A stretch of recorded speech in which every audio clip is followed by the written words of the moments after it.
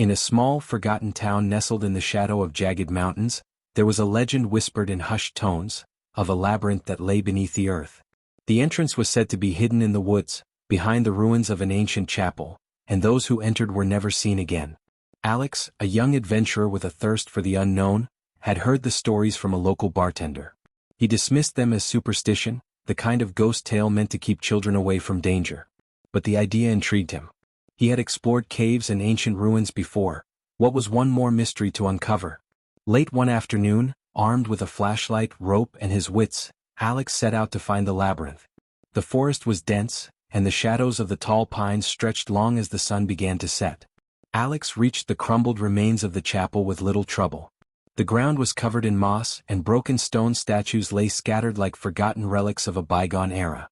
Behind the ruins, just as the bartender had described, was a circular stone door etched with strange symbols. The air was colder here, and a faint hum vibrated through the earth. Alex hesitated, but his curiosity outweighed his unease. With a firm push, the door groaned open, revealing a narrow stone staircase descending into darkness.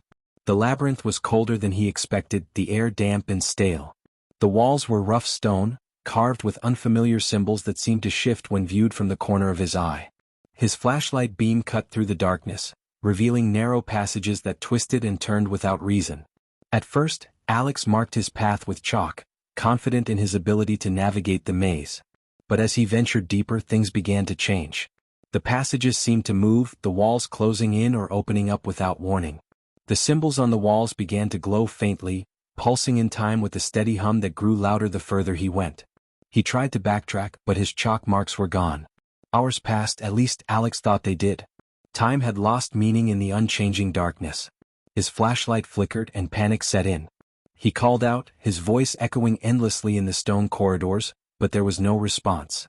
That was when he heard it, a faint scraping sound like stone against stone. It was distant at first, but it grew louder, closer. "Hello?" he called, his voice trembling. The scraping stopped. Alex stood frozen, his breath shallow, his flashlight shaking in his hand. Then from the shadows ahead, a figure emerged. It was tall and hunched, its body covered in a cloak of tattered black fabric. Its face, or what should have been a face, was a smooth, featureless void. Long, skeletal hands extended from the cloak, each finger ending in sharp, claw-like tips. The figure tilted its head as if studying him. Alex turned and ran. The labyrinth seemed alive now, shifting and changing with every step he took. Passages that were once narrow opened into vast chambers, and familiar routes led to dead ends. The symbols on the walls pulsed faster, their glow casting eerie shadows that danced and twisted like living things. The scraping sound returned, relentless, echoing all around him. Desperate, Alex ducked into a small alcove and turned off his flashlight, hoping the darkness would conceal him. He pressed his back against the cold stone and held his breath. The scraping grew louder, closer, until it stopped just outside the alcove. A cold, hollow voice whispered, "You don't belong here." Alex's flashlight flickered on by itself, illuminating the featureless face of the creature inches from his own. When Alex woke, he was lying in a vast, empty chamber. The walls were covered in the glowing symbols, now pulsating in a chaotic rhythm. In the center of the room was an altar, and on it lay a stone tablet engraved with a language he couldn't read.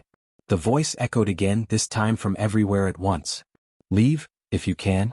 A passage opened behind the altar, and Alex ran toward it without hesitation. The exit was a narrow tunnel that twisted upward, the air growing fresher with every step. When Alex finally emerged, he found himself in the forest, the morning sun breaking through the trees. But something was wrong. The forest was silent, no birds, no rustling leaves, only an oppressive stillness. The chapel ruins were gone, replaced by an unbroken expanse of trees. As Alex stumbled back toward town, he realized the path was different. The trees seemed older, their roots gnarled and twisted. When he reached the edge of the forest, his heart sank. The town was gone. In its place was a barren plain, dotted with the remnants of structures that looked centuries old. The labyrinth hadn't let him go, it had merely changed the rules. And somewhere in the forest, the faint scraping sound began again.